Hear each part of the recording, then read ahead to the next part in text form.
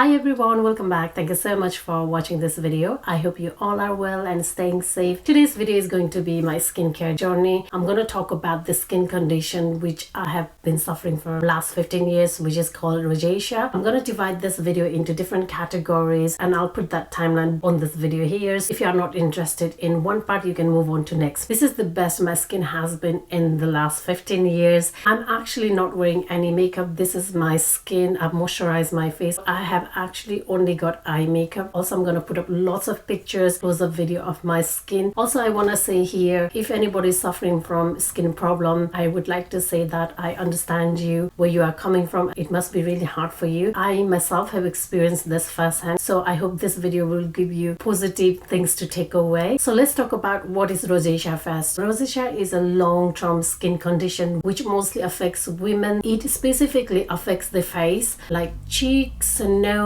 chin. There is also like redness, acne, soiling, dilated blood vessels. Most of the time it could be down to family history, like heredity, and other factors could include like food, also cold weather, heat as well, and then menopause as well, stress as well. It is not curable. There are some topical creams you can get that will work for a short term. You can also do like laser treatment. It will help to reduce rosacea to some extent. There are different types of rosacea. There is 4 types. The one I was diagnosed with was vascular rosacea. It was redness at first when it started. Let's talk about my skin prior to suffering from rosacea. I used to have a very oily skin. Never really suffered from any acne problem before or any sort of skin problem. The only time I had acne was when I was teenager and it came around here, like on my eyebrows. I used to have pretty good skin. However, that changed after I came to the UK. There are 2 factors I believe contributed towards my rosacea. One is the weather, because the weather here is so cold. I came from part of Nepal where it used to be like a very mild winter. The harsh winter actually made my skin drier and drier, and then my skincare routine also made it more drier because I was using oil-free products, steaming. We use radiator during winter time, so it's quite warm, so that can affect your skin as well, and it did affect my skin. I started to get redness first on my chin here, and then it moved on to my cheeks and then on my nose. I had no idea what was making it like that. Mild redness at first, but still people were able to notice my face, so everybody started asking like what's going on with my face, what's wrong with my face. People would notice because face is the first thing people see. I thought this redness would go away over the time, but it didn't, and then I decided to go and see GP. The GP straight away said to me it was vascular rosacea. I had never heard of rosacea. Actually, the GP didn't mention a lot about rosacea. I kind of like got leaflet which explained what it is. Not much information was given to me, and I honestly felt lost at that time. I was told like there was no cure at all. It can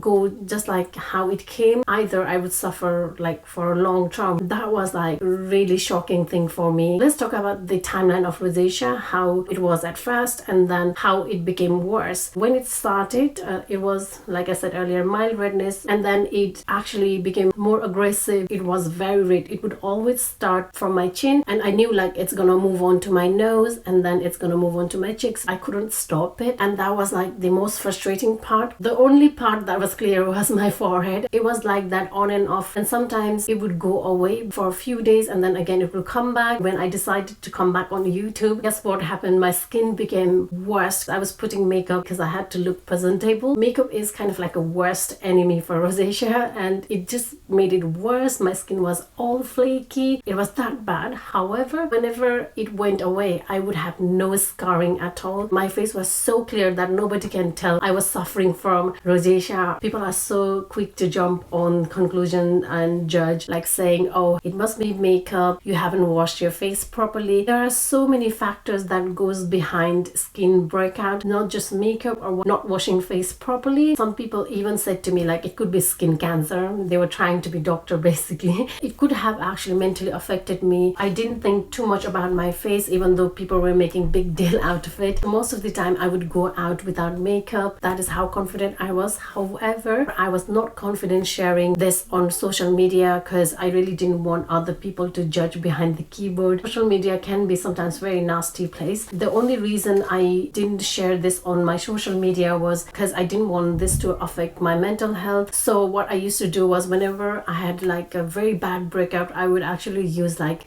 Facetune, smooth out my face, get rid of acne, so nobody could tell like I was suffering from a skin condition. The reason I did that was to protect my mental health, well-being basically. I reached to the point that I would be scared to even put moisturizer because I felt like it will make my skin red, and none of the moisturizers actually helped with my flakiness. My skin was literally peeling off. I didn't know what to do. At this point, I went to see GP various times. The only thing they did for me was give me topical creams. I have actually used every topical cream that exists for rosacea. It would work for 2-3 months. Afterwards, it would stop working completely. My skin became very resistant against this topical cream. So whenever that happened, they would prescribe me another new one that would work for a bit. It would clear up my skin like I had nothing before. Then again, in a few months, it would come back. So it was on and off. I got so tired of it. I got fed up. I wanted to see like a private dermatologist, but unfortunately, where I lived, there were no private dermatologists at that time. Hence, I didn't go down the private route. At the end, I asked my GP to recommend me to dermatologists, which actually took 4 to 5 months of wait. And by the time I went to see dermatologists, every time my skin would be clear. I had to actually show them my pictures, but they would just give me topical cream. I saw NHS dermatologists 4 times. The last time I saw them was in 2016. At that time, luckily, when I went for my appointment, my skin had a really bad breakout, which is exactly what I wanted. I was again given topical cream. If it doesn't go away within like 3 months, then they would give me Accutane, which is used as a treatment for severe acne. They told me that I don't have to do the laser because I had acne on top of my redness. Also, another thing I want to add here is GP and the dermatologist never follow up. I forgot to talk about the dermatologist I went to see in Nepal. I went to Nepal in 2015 for a holiday. That time I decided to go and see one of the top dermatologists. I went to his private clinic, which was quite expensive. He diagnosed rosacea correctly. He actually gave me some ointment. Again, I had to mix like 3 types of ointment together and apply that on my face. I was also given tablets. I had no idea what tablets were. I didn't even ask because I was so desperate to get my face clear. Within 3 weeks, my skin cleared up. Came back to the UK and I was taking these tablets continuously, and my hubby checked those tablets. He said to me, this is antibiotics. I was taking tablets twice a day. I was having that for almost 3 months. I think it's the antibiotics that actually cleared my skin rather than the topical cream. Antibiotics kills your good bacteria as well as bad bacteria, so it just resets the whole system of your body. If we take it for a long period of time, that is not good for the body. I stopped immediately. As soon as I stopped, it got worse. I decided to take matter on my own hands and clear my skin. I actually started doing a lot of research. At this point, I was so desperate. I was trying every product, and I actually spent 100 quid on this facial oil, which was really hyped at that time. However, that broke me out really bad. I was spending a lot of money but not getting much out of the product. It was making my skin worse and worse because I was trying too many products. I thought the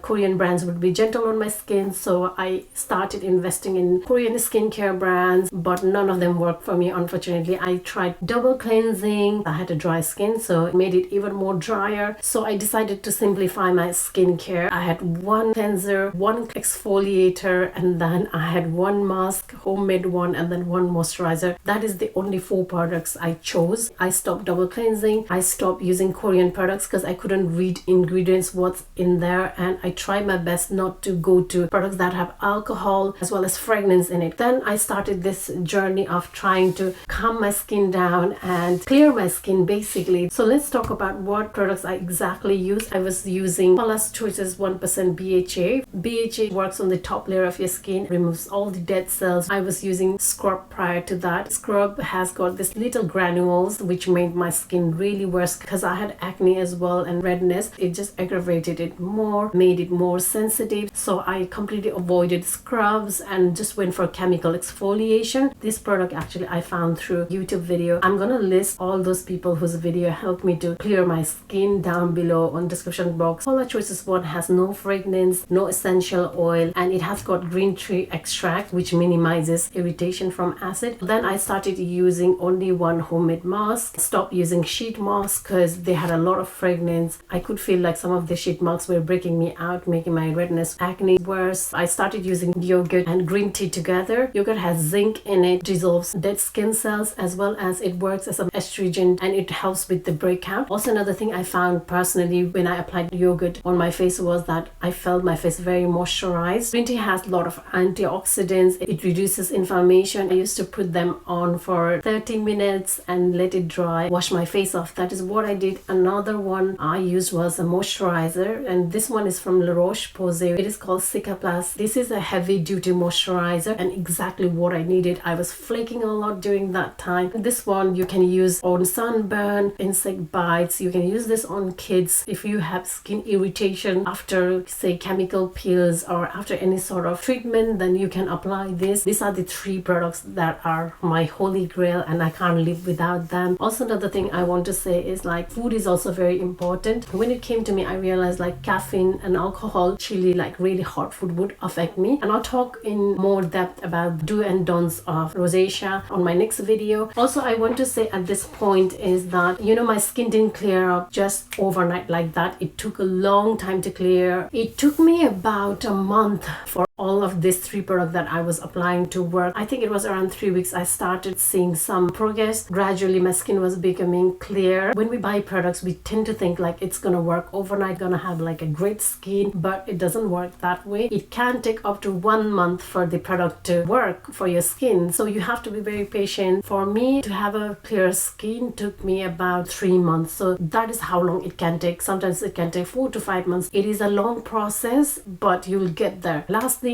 before I go, I want to say please be kind to others, be considerate to people who are suffering from skin condition. Before you ask someone about their face, please think how you would feel if you were in their shoes. I feel like social media is also to blame. We are conditioned to think everybody needs to have a beautiful skin. You always see like edited pictures, flawless skin, clear skin. In real life, we have pores, we have breakouts, we have pigmentation. Nobody has that porcelain skin or baby-like skin. Still today, even though I have a clear skin, I don't have like a perfect skin. I feel like it is so important to normalize skin conditions. We need to have open dialogue and open conversation in social media. That is how I feel. Anybody suffering with skin condition, acne, pigmentation, or any sort of skin condition, please be kind to yourself. Thank you so much for watching this video once again, and I hope you found this video helpful, and I'll see you guys on my next video. If you haven't subscribed, please do. I'd love to have you on my channel. Till then, take care. Bye guys.